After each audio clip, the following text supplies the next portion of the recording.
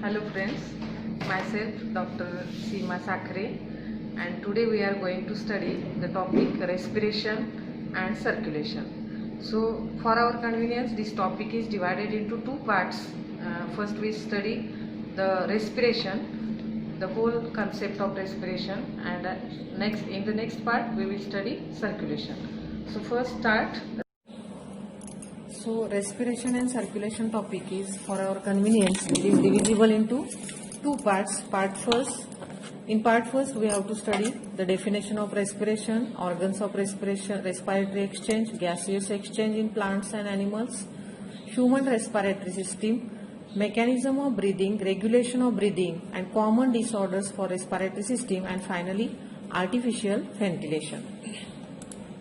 In the part second, we have to study that is circulation, which means transportation in living organisms, type of blood vascular system, type of circulation. It is of two types, single and double circulation, human circulatory system, composition of blood, heart in detail, its morphology, anatomy and its mechanism, regulation of cardiac activity, types of blood vessels, blood pressure, heart-related diseases and electrocardiogram.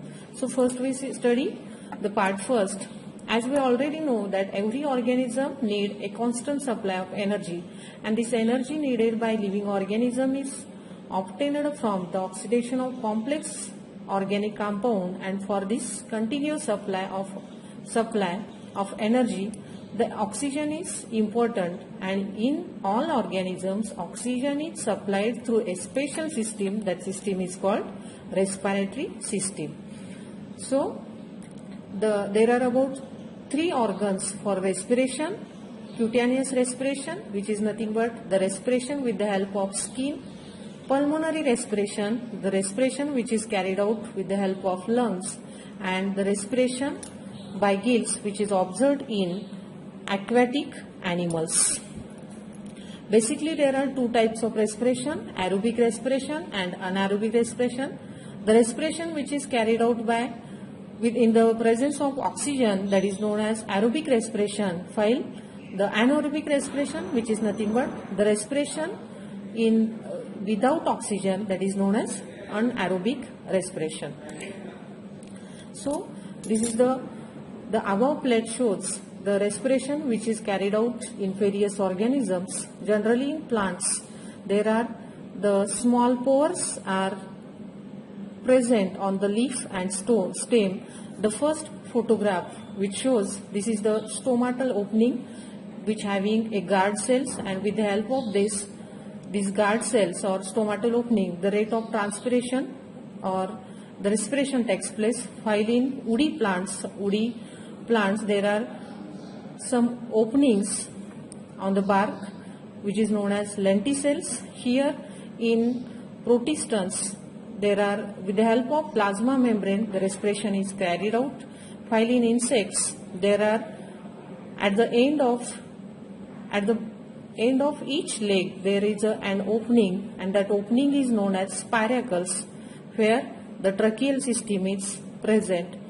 If we see the structure of fish, respiratory structure, which is in fish, there are gills are present. That means with the help of gills, the respiration is carried out in fish.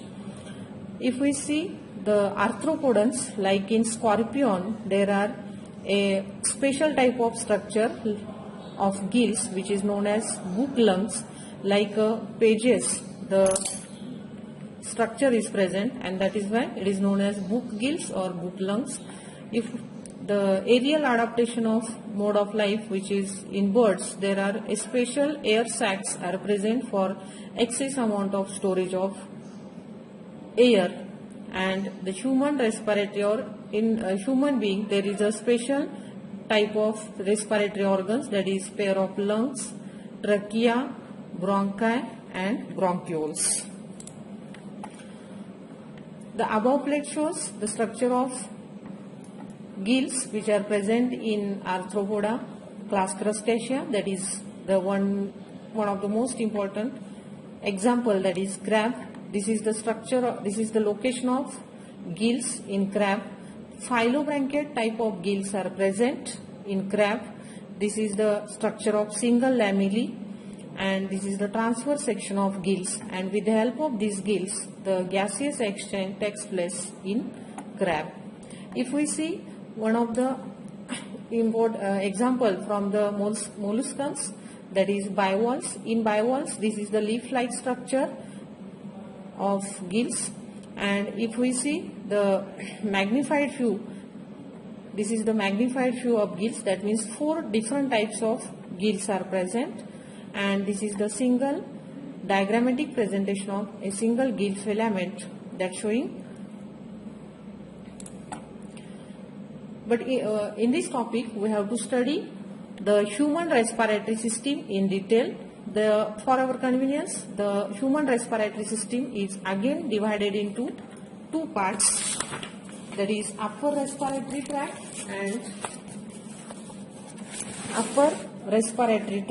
and lower respiratory tract. The respiratory system, which is divisible into the upper respiratory tract, which consists external layers, that is the nose having 2 chambers, that is known as external layers, nasal cavities, internal layers, nasopharynx, nose, throat, and associated structure which is present in the upper respiratory tract, while the lower respiratory tract, which consists larynx, which is also called sound box, trachea, which is also known as windpipe, bronchi,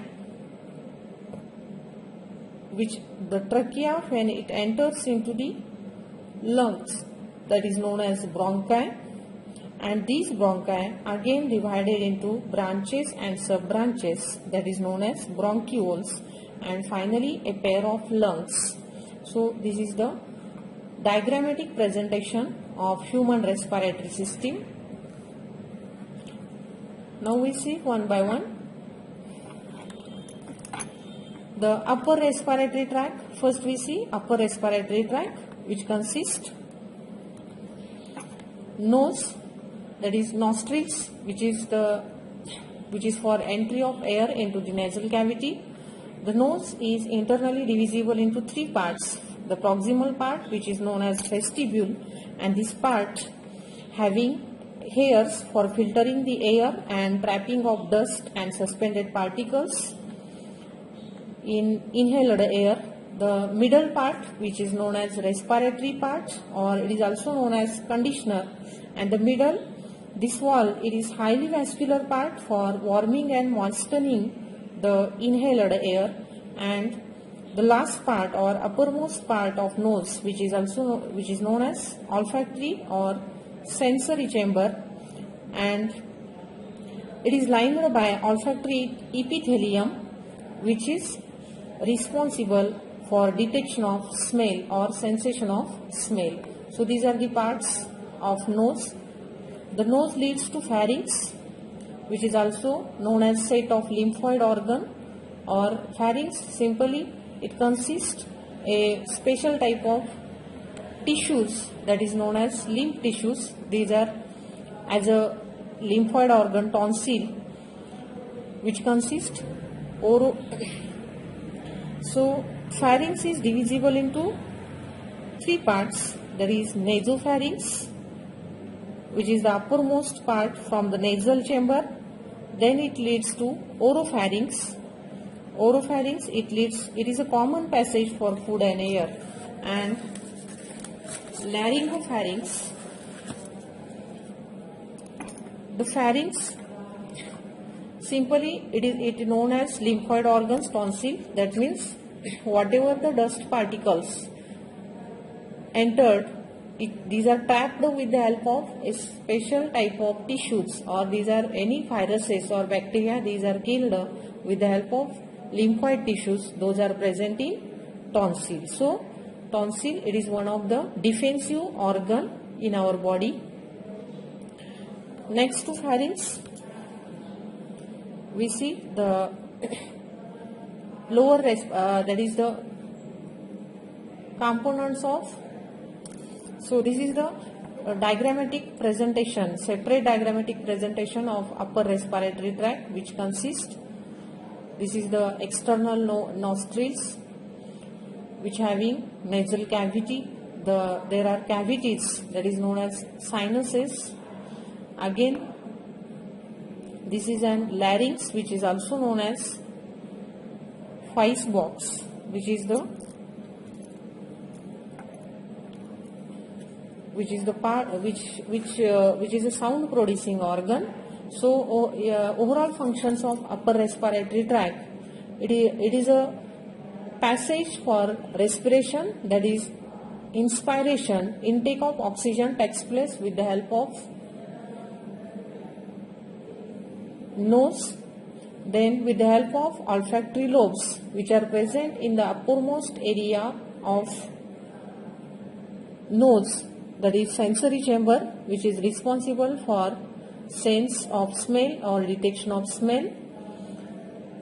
One of the most important function of upper respiratory tract, that filters the incoming air with the help of hairs, those are present in vestibular organ. Then also with the help of middle part, it moistens and warms the incoming air. And finally the larynx, which is responsible for resonating chamber. Now we see the components of lower respiratory tract. Larynx, trachea, which is also known as windpipe, bronchi. Trachea, when it enters into lungs, each lung, then it is called bronchi. Lungs, pair of lungs and alveoli, and below the lungs or below the respiratory system, there is a muscular septum, which is known as diaphragm, and this diaphragm separates the thoracic and abdominal cavity. Let us see now the components of lower respiratory system or lower respiratory tract. This is the larynx, which is also known as Feist box. The trachea, which is also known as windpipe, which is simply it is a long tube 10 to 12 centimeter in length. It runs through the neck in front of esophagus and extends into and up to the middle thoracic cavity. This trachea enters into each lung, right and left lung, as a bronchi, right bronchi and left bronchi. This trachea having C-shaped cartilaginous rings, near about 16 to 20 rings, C-shaped cartilaginous rings are present, which prevents the collapsing of trachea. And this trachea, it is internally lined by ciliated pseudostratified epithelium and mucous glands that trap the unwanted particles, preventing their entry into the lungs. So this is about the trachea. Now we see the bronchi. This is the right bronchi and left bronchi. The trachea divides into right and left bronchi, and again these are divided as a primary bronchi, secondary bronchi, tertiary bronchi, which are divide that leads to terminal bronchioles ending with a grape-like structure that is known as alveoli. So these are the clusters of alveoli for the storage of air which comes from the inspiration. So overall functions of lower respiratory tract: the larynx, which is a sound producing organ, that is why it is known as sound box or Feist box. Then trachea, which transports trachea, which transports the air to and from the lungs, bronchi, which is a branch that branches into the lungs, and finally the lungs that transports the air to alveoli for the gaseous exchange. So the next part of the lower respiratory tract, that is a pair of lungs. These are the pair of lungs, which is the main respiratory part. The lungs are well protected by a two protective covering, outer parietal and inner visceral. In between these two layers there is a fluid that is known as pleural fluid, which is a lubricating and protective fluid secreted. This fluid is secreted by these two membranes. The right lung having 3 lobes, while left lung having 2 lobes. Each lobe of the lung has terminal bronchiole ending into a bunch of air sacs, which is known as alveoli. So this grape-like structure, it is known as alveoli. These are thin-walled lobulated structures like a bunch of grapes. Each alveolus is surrounded by a network of blood capillaries where the gaseous diffusion of gaseous exchange takes place. In each lung, there are about 750 million alveoli are present in each lung that provides the surface area for the exchange of gases. So this is the overall structure of respiratory tract, in which lung, it is the most important respiratory organ.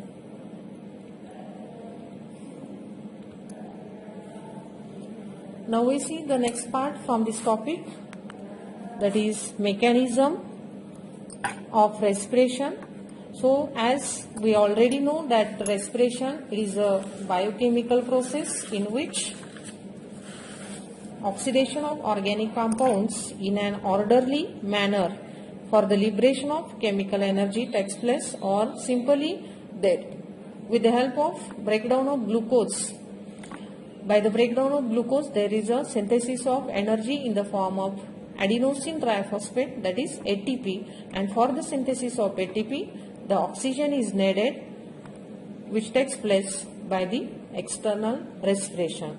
So this biological process, it includes 4 steps or 4 processes. First one is breathing, second one external respiration, third one is internal respiration, and cellular respiration. Now we see one by one. First one is breathing. So breathing, simply it is nothing but ventilation, where the air comes inside the lungs, that is known as breathing. The external respiration, which is nothing but the gaseous exchange takes place between air and blood. That means whatever we can breathe, or the air during inspiration, intake of oxygen, which is known as inspiration, this intake of oxygen or air, it comes up to the alveoli, and each alveoli is lined by blood capillaries, and that is why external respiration, it is nothing but gaseous exchange between air and blood.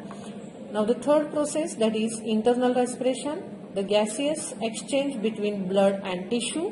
Whatever the oxygen taken from the air, it comes first, it diffuses into the blood, and finally it comes towards the each and every cell. That is internal respiration, that is nothing but the gaseous exchange which takes place between blood to tissue. And finally the cellular respiration takes place, that means the oxygen which is used for the production of adenosine triphosphate, or for the production of ATP, for the production of energy, and there is removal of excretory product as a carbon dioxide as a waste. So these are the 4 respiratory processes which Now we see the respiratory cycle. So these are the various diagrams. In the first figure we see as we already know that lungs are well protected in rib cage. This is an rib cage. This is the sternum, where the ribs are articulated or attached at front side, and these are the in between. At the end of each ribs there are a special type of muscles that is known as intercostal muscles. During relaxing position there is no air movement inside the lungs. The diaphragm is also in relaxed condition, and intercostal muscles cannot exert any type of pressure. But when we breathe or whenever there is an intake of oxygen, at that time the diaphragm contracts and it becomes flattened, that moving downwards. The lung volume increases, that causing air pressure, and the ribs move upward and outward due to this muscle contraction. So this is the system, or this is the situation during intake of oxygen, that is inspiration. While during expiration, that means when CO2 is expelled from our body, at that time the ribs return to resting position, the lung volume decreases, that causing air pressure to rise, and again the diaphragm becomes in relaxed condition.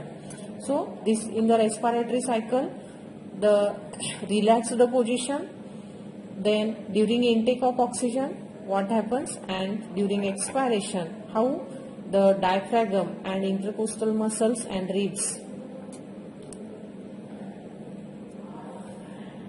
So this is the structure of alveoli which is present in lungs. Alveoli, simply these are it is a grape-like structure which is responsible for it is a respiratory surface, or it is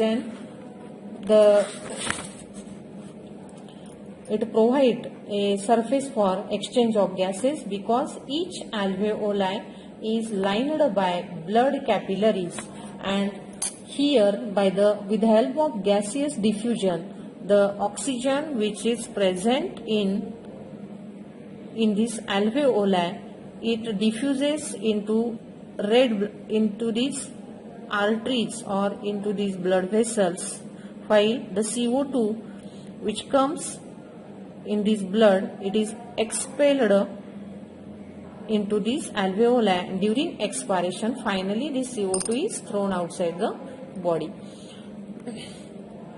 तर हे जे structure आहे हे काय आहे, अल्व्हेओलायचं structure आहे, आणि ह्या अल्व्हेओलाई मध्ये काय असणार आहे, ज्यावेळी आपण हवा आतमध्ये घेतो त्यावेळी हा ऑक्सिजन हा alveoli which is lined by blood capillaries, ह्या ब्लड कॅपिलरी मध्ये काय केला जातो, अल्व्हेओलाई थ्रू आलेला ऑक्सिजन हा गेट डिफ्युज्ड कंडिशन, आणि हा डिफ्यूज केल्यानंतर पेशीमध्ये साचून राहिलेला जो CO2 आहे हा CO2 एक्सपेल केला जातो किंवा शरीराच्या बाहेर फायनली टाकला जातो.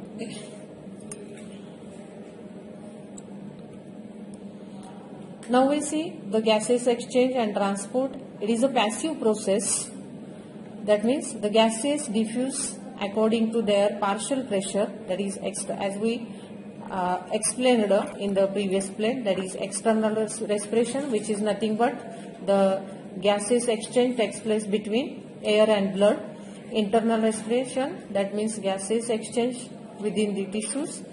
That means आता मगाशी आपण काय बघितलं की एक्सटर्नल रेस्पिरेशन म्हणजेच काय, जर वातावरणातला जो ऑक्सिजन आलेला आहे हा ऑक्सिजन काय केला जातो, ह्या ब्लड कॅपिलरी मध्ये डिफ्यूज केला जातो, त्यालाच आपण काय म्हणतोय, external respiration. That means gases exchange takes place between air and blood. म्हणजे अल्व्हेओलाई मध्ये हा जो काही ऑक्सिजन आहे बाहेरून आलेला हा ब्लड मध्ये, आता हेही आपल्याला माहिती असणं गरजेचं आहे की hemoglobin, these are the red blood cells. If we see the composition of blood, there are about 3 types of blood cells: red blood cells, white blood cells, and blood platelets. So red blood cells, it consists an respiratory organ which is known as hemoglobin. This hemoglobin has an high affinity towards the oxygen molecule, and that is why here gaseous exchange takes place. And again CO2 is also expelled during expiration.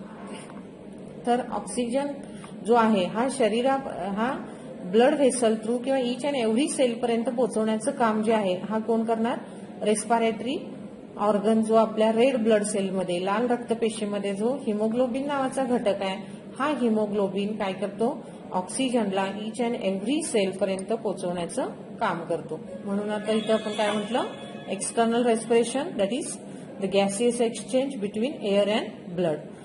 Then internal respiration, that means हा जो काही oxygen आहे की जो आपण एअरमधून म्हणजे during inspiration घेतलेला ब्लडमध्ये diffuse झालेला आहे ब्लड कॅपिलरीजमध्ये, हा फायनली टिश्यू फ्लुइड किंवा ईच अँड एव्हरी सेल पर्यंत पोहोचवण्याचं काम, that is nothing but internal respiration. Then oxygen transport जे आपण आता बघितलं, bound to haemoglobin in the red blood cells और डिझॉल्व्ड इन दी प्लाझ्मा. जे ऑक्सिजन ट्रान्सपोर्ट होण्यासाठी शरीरामध्ये आपल्या लाल रक्तपेशीमध्ये जो हिमोग्लोबिन नावाचा घटक आहे ह्या घटकाच्या माध्यमातूनच आपण काय करतो? हा oxygen each and every cell पर्यंत ट्रान्सपोर्ट केला जातो. Again the CO2 which is an excretory product, it is finally thrown outside the body during expiration. That means the this CO2 which is dissolved in the blood plasma, and it is again bound to the hemoglobin, and there is a formation of carboxyhemoglobin. आता इथं ज्यावेळी ऑक्सिजनशी सहयोग होणार हिमोग्लोबिनचा त्यावेळी तिथं काय तयार होणार? ऑक्सिहिमोग्लोबिन. आणि ह्या ऑक्सिहिमोग्लोबिनच्या माध्यमातून काय केलं जातं? हा ऑक्सिजन ट्रान्सपोर्ट केला जातो. आणि ज्यावेळी CO2 एक्सपेल केला जातो तर तो एक्सपेल करण्यासाठी with the help of carboxyhemoglobin it is finally thrown outside the body. So this is the graphic representation of measurement of blood lung capacity. So already we studied that is the respiratory system in detail.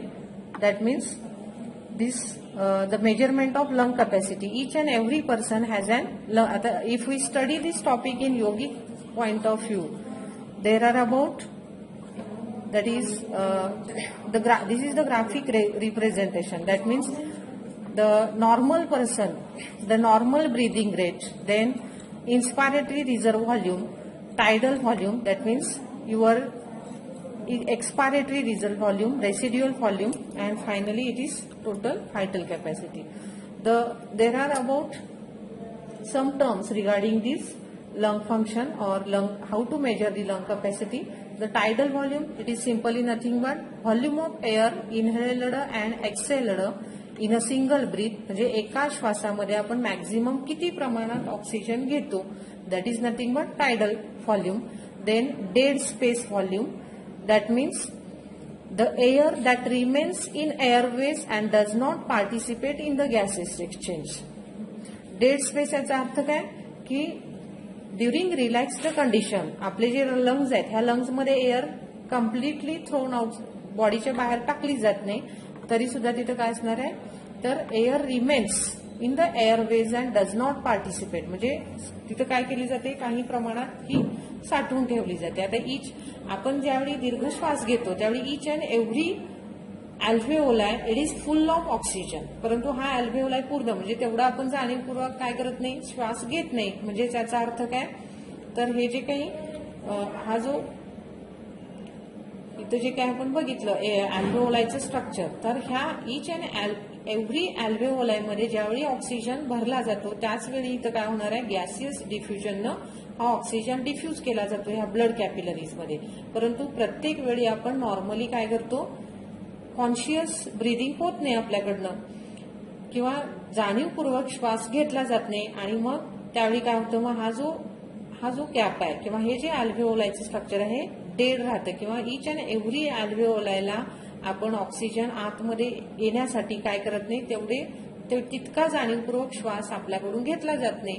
आणि हा जो dead space आहे किंवा without ऑक्सिजनचा जो part आहे that is known as dead space. So dead space volume, it is nothing but the air that remains in the airways and does not participate in the gaseous exchange. Now the next concept, that is vital capacity. It is nothing but the maximum volume that can be exhaled after maximum inhalation. Vital capacity म्हणजे maximum किती प्रमाणात तुम्ही oxygen carry करू शकताय, त्याला simply काय म्हणतोय आपण, व्हायटल कॅपॅसिटी. म्हणजे जास्तीत जास्त तुमच्या लंग्सची ऑक्सिजन कॅरी करण्याची जी कॅपॅसिटी आहे त्या कॅपॅसिटीला काय म्हणायचं, व्हायटल कॅपॅसिटी.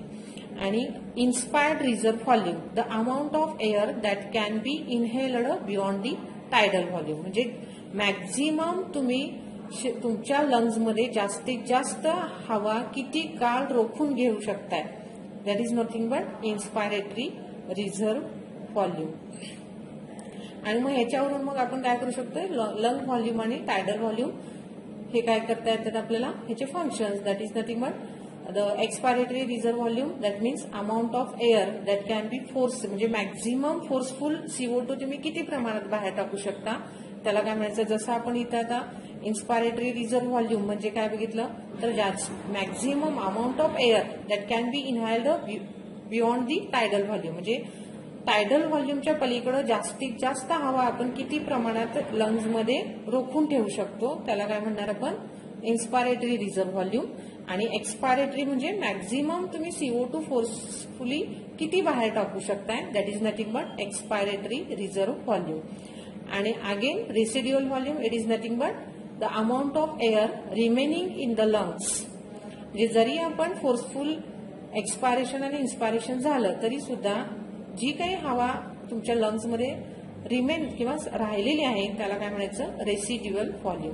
आणि हे सगळे मेजरमेंट हे आपण कशाच्या सहाय्यानं, तर स्पायरोमीटर ह्या इन्स्ट्रुमेंटच्या माध्यमातून आपण काय करू शकतो, हे आपण मेजर